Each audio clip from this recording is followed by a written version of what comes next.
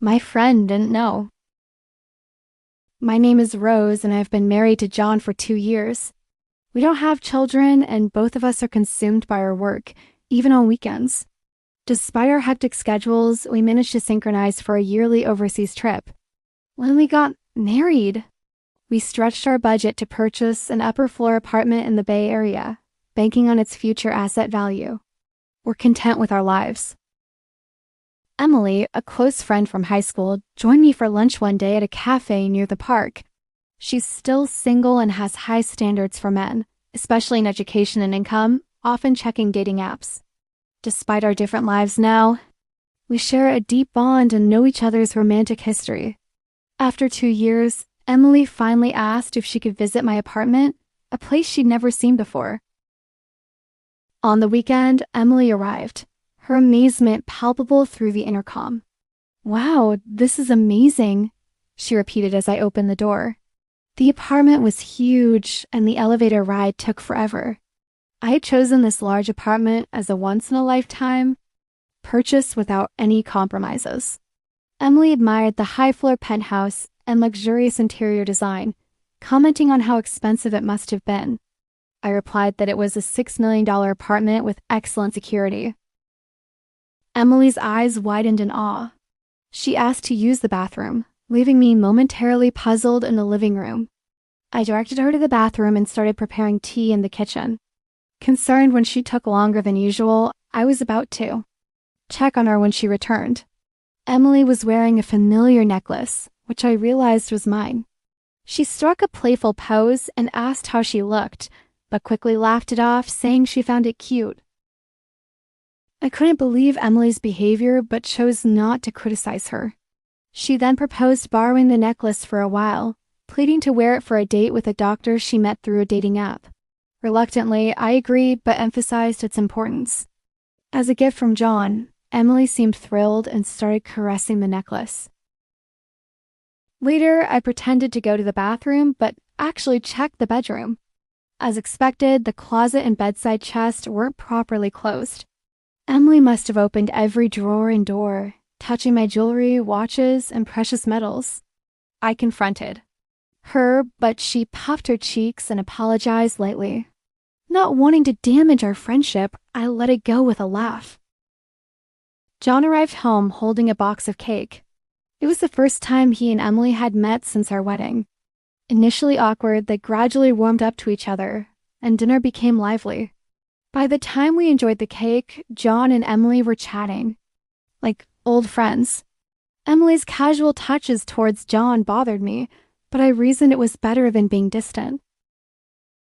About a month after Emily's visit, John's behavior began to change. He started spending more time on his smartphone, often distracted during our conversations. His smartphone was always within reach, even in the toilet or bathroom. Conversations between us dwindled, and John started working excessively on weekends. We began sleeping in separate rooms, and thoughts of divorce lingered in my mind. One day, I found divorce papers on the living room table, signed by John. Shaken by the reality, I called him with trembling hands. John bluntly replied that he wanted a divorce. He had found someone he loved, and it wasn't just an affair. Emily's voice over the phone confirmed my fears. She demanded I sign the divorce papers and wished me good luck living in poverty. Many sleepless nights followed. John didn't come back home, and I couldn't bring myself to touch the divorce papers. Emily sent me several photos of her and John together, flaunting their relationship. My mental health deteriorated, and friends suggested I see a therapist. I reluctantly started taking medication, which helped me regain some peace and improve my sleep. One day, I returned home from the hospital and found bags and jewelry missing from the bedroom closet. Emily had stolen them. My insomnia returned, and I spent my days sleepless. During therapy, I mentioned the theft, and they strongly advised me to consult a lawyer. I contacted Jake and arranged a meeting.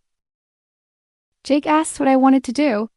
I immediately replied that I wanted a divorce and for them to face proper consequences. A week later, Emily called, furious about the certified mail I sent to her office. I told her I had left everything to my lawyer and hung up. Emily tried calling several times, but I ignored her calls. John called, upset about the certified mail sent to his parents' home. The affair had caused a huge uproar. Jake arranged a meeting at his office. Emily and John reluctantly showed up without their own lawyer. Emily burst through the office, indicating her frustration. Jake warned them about any violence or abusive language, and they calmed down. Jake started the discussion, confirming John wanted a divorce.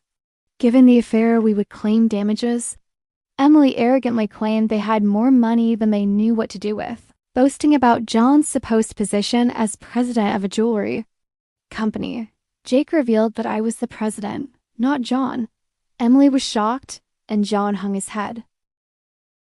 Jake presented evidence of the affair and theft. Emily protested, but the surveillance footage showed her stealing from the bedroom. Jake calmly stated we would file a police report. Emily pleaded for no police involvement, promising to compensate. I stated the stolen items were worth more than her annual salary, and she was speechless. John admitted he had debts and couldn't pay for Emily. Jake revealed our prenuptial agreement, stating neither party could claim assets if the marriage lasted less than 3 years. Emily tried to tear up the document but was cautioned about tampering with it. John admitted he had debts from less reputable sources. Emily was investigated by the police for illegal entry and theft. She was arrested after admitting to her crimes. Half of the stolen items were sold, but the rest were returned. Emily's expression of remorse suggested a suspended sentence, but she had other crimes related to stealing from men she met through dating apps, leading to a likely prison sentence. John moved to an old apartment in the suburbs and struggled to find work.